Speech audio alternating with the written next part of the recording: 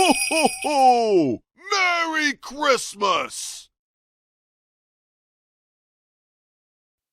The holidays are time for connection and sometimes a little chaos. Today on Movies on the Brain, I'm diving into Noel for 2004, a heartwarming yet bittersweet Christmas tale directed by Chaz Palminteri. Palminteri. This ensemble cast weaves together four distinct but interconnected stories, exploring themes of love, forgiveness, and second chances, all set against the magical backdrop of New York City during the holidays. With a star-studded cast that includes Susan Sarandon, Paul Walker, Penelope Cruz, Alan Arkin, and Robin Williams. This film promises moments of laughter, heartbreak, and maybe even a tear or two. But does it juggle all these overlapping stories effectively, or does it get lost in the shuffle? Stick around to find out. Grab some cocoa, settle in, and let's unwrap this Christmas drama together. Now, all I'm able to find out as far as how it did in theaters is it was released on September 12th, 2004. In its entirety of its theatrical run, it made $2.2 million. The budget, the budget and specifics on its theatrical run are not able to be found. On Christmas Eve in New York, divorced publisher Rose Collins struggles to cope with caring for her mother, an Alzheimer's patient. As she contemplates suicide on a river, former priest Charlie Boyd saves her life, and they spend the night together in her apartment. Although Charlie explains that he has lost faith in God, he tells Rose the following morning that his faith has been restored by a telepathic conversation with Rose's mother, who claims she wants Rose to move on with her life. Rose angrily ejects Charlie from her apartment. Young couple Nina Vasquez and Mike Riley are on the verge of breaking up due to Mike's increasingly jealous behavior.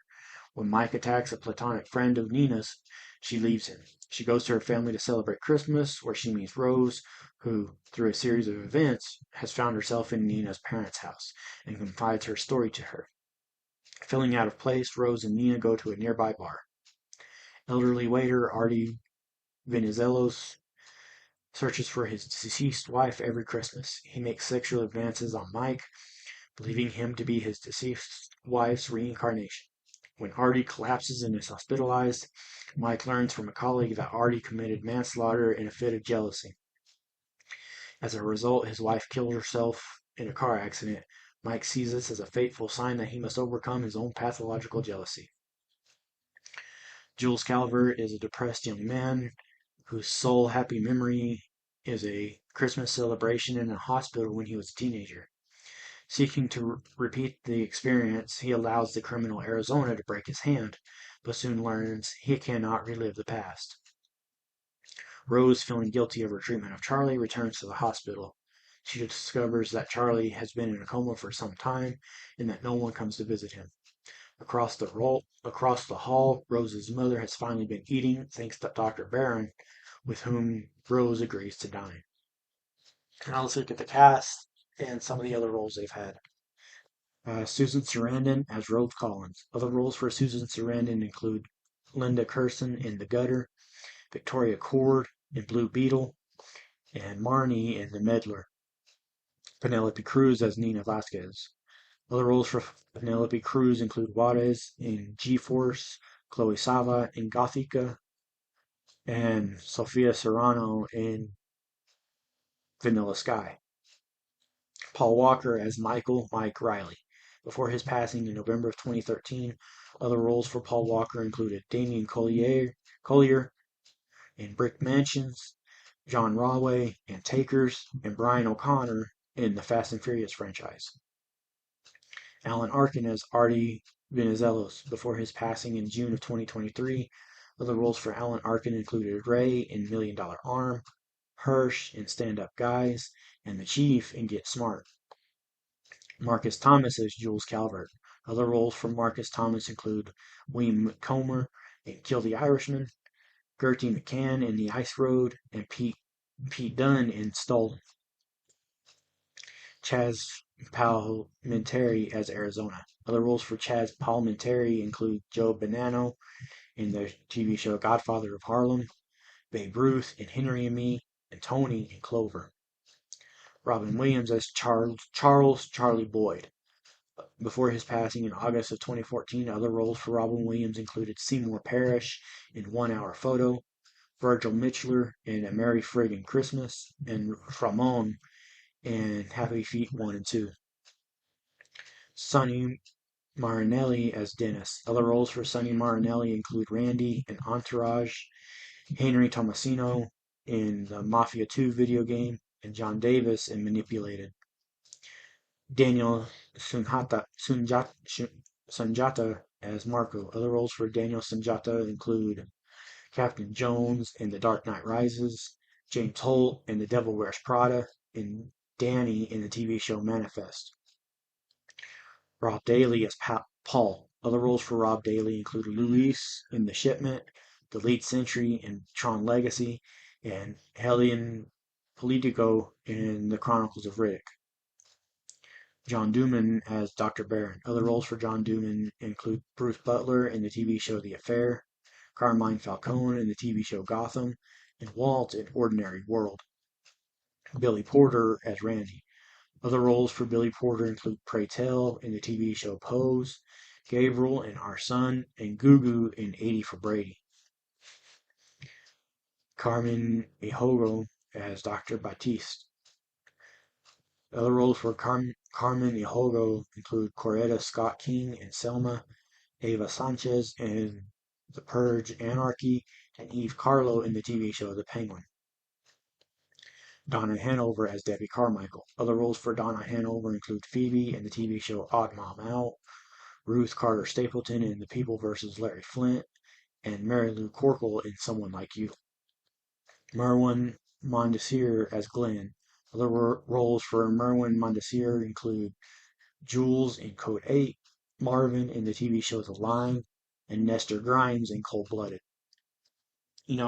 Right off the start, I'm glad we didn't get any dialogue throughout the opening credits and just let the names be shown with a choir singing in the background. And then as soon as the last of the credits disappear, we get our first line with Susan Sarandon's character Rose talking to someone she went to school with. Smart choice to not let any dialogue be made during the credits.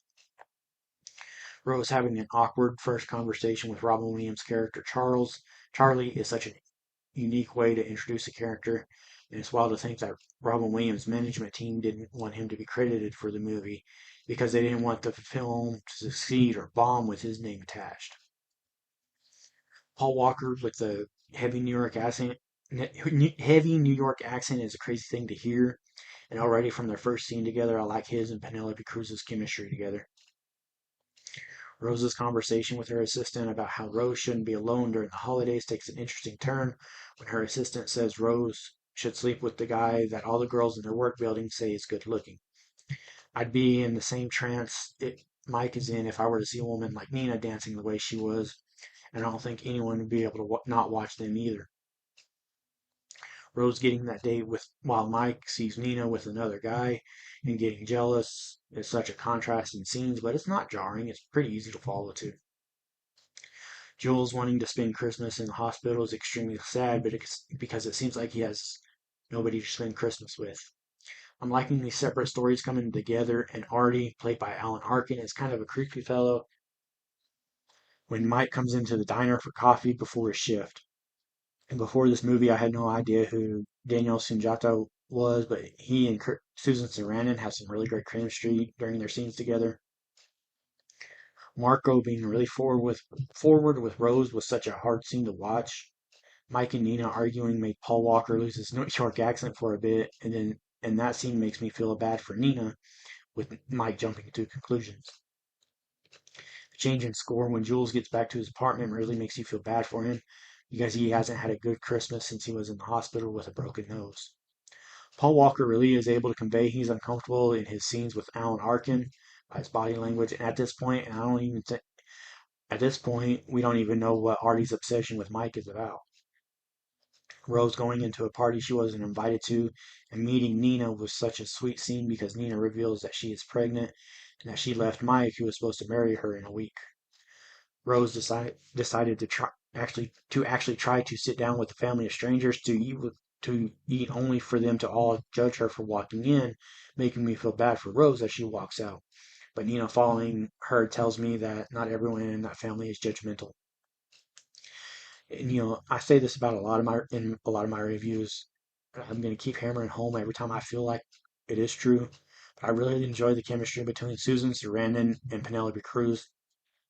The way they are both able to command the screen with their presence is so awesome, so good to watch. Alan Arkin and Paul Walker have really good chemistry together as well. Their conversation about how they like women, even though Artie says he's attracted to Mike, because Artie thinks Mike is his wife reincarnated, and it freaks Mike out. Mike is starting to annoy me when he completely disregards Nina. What Nina says about he needs to let go of her a bit if they want to work out because he clung on to her saying guys try to take her to bed. Jealousy is so strong with him and it's actually kind of annoying.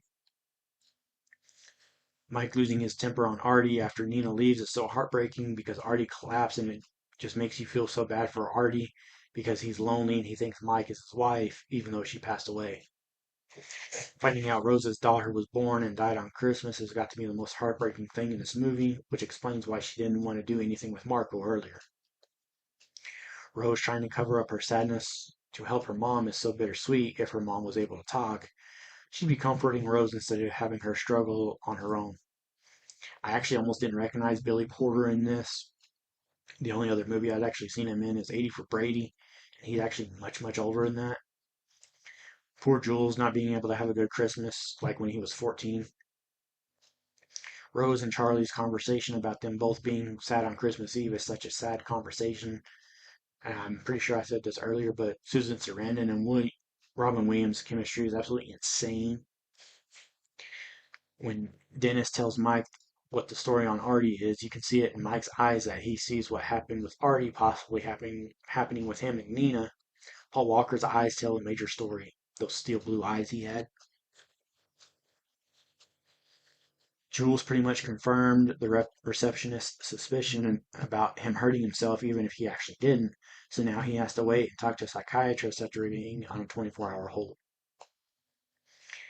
And again, I'm really loving the scenes with Susan Sarandon and Robin Williams because Rose is opening up and we get to learn more about her while Charlie tries to comfort her.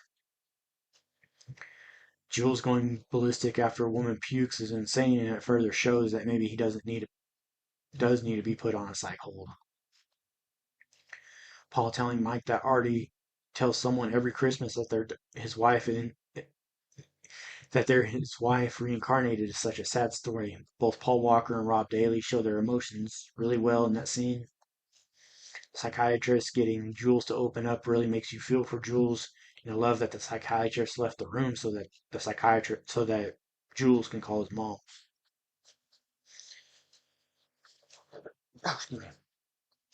Mike telling Artie that he forgives him is smart on Mike's part because with Artie thinking Mike is his wife, he gives Artie that closure in hopes that Artie won't do what he did to Mike to anyone else. I really love the apology from Mike, and you can tell he means it too. Rose finding out Charlie was the patient across from her mom really puts things into perspective. Maybe he was her angel to get her to keep her moving, and he wanted her to be the one to tell her he can let that he wanted her to be the one to tell him that he can let go. I love that Nina went back to Mike and told him she's pregnant. I also love how Dr. Barron got Rose's mom to eat, and that we find out he has a thing for Rose. One of the last things we see is Rose's mom grab Rose's hand. It's honestly such a heartwarming ending.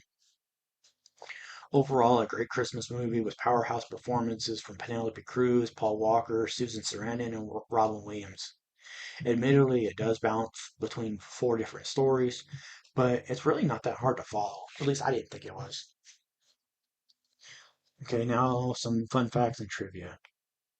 Throughout shooting the film on location in Montreal, Quebec, Canada, Susan Sarandon would catch a 45-minute flight from New York City, where she lives, to Montreal. One return flight from Montreal turned into a reported 14-hour plus delay ordeal due to a blizzard that shut down most of the East Coast. After the limited theatrical release, it was released as the launch title for FlexPlay, the 48-hour non-returnable DVD disc. So that's Noel, a film that reminds us that everyone has their struggles even during the most wonderful time of the year.